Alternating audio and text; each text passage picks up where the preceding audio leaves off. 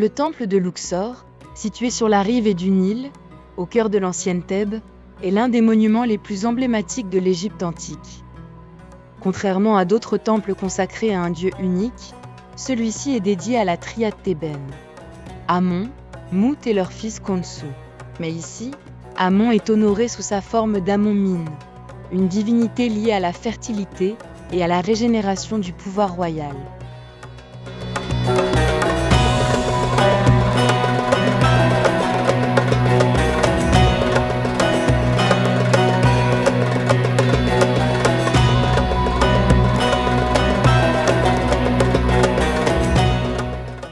La construction du temple débute sous le règne d'Amenophis III, au XIVe siècle avant notre ère, durant la XVIIIe dynastie, une période particulièrement prospère du Nouvel Empire. Ce pharaon fait ériger la partie centrale du temple, notamment la grande colonnade et les salles hypostyles, caractérisées par leurs colonnes massives décorées de papyrus ouverts, symbolisant la création et la vie.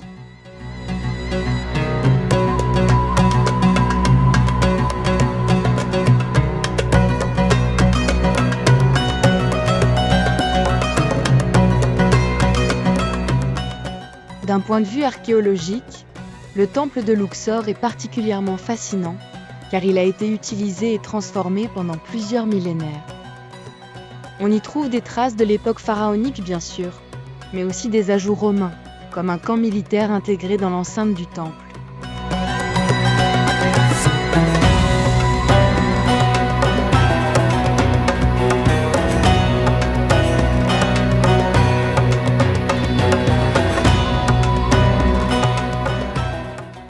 En avançant dans le temple, la majestueuse colonnade d'Amenophis III s'impose, composée de 14 colonnes de plus de 16 mètres de haut. Les reliefs qui ornent leurs parois racontent la fête d'Opet, une célébration annuelle majeure durant laquelle les statues des dieux Amon, Mou et Khonsou étaient transportées en procession depuis le temple de Karnak jusqu'à Luxor.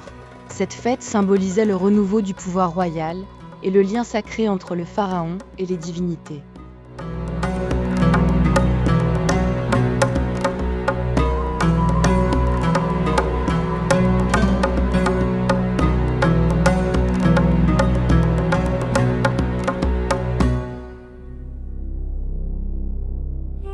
Plus tard, une église chrétienne y fut construite, puis une mosquée.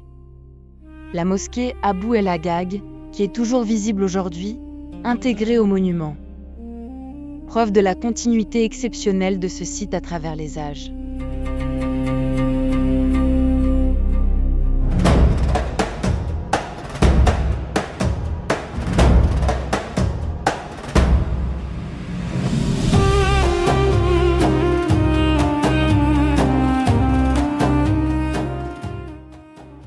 Les hiéroglyphes gravés sur les murs offrent une richesse d'informations pour les archéologues.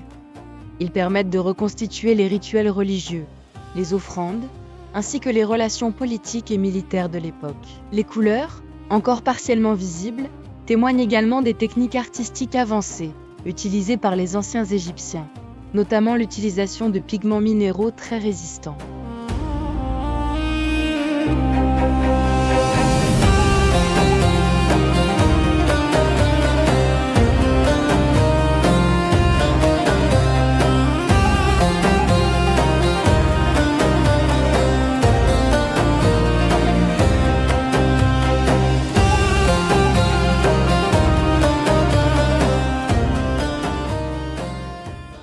Enfin, le temple de Luxor n'était pas seulement un lieu de culte.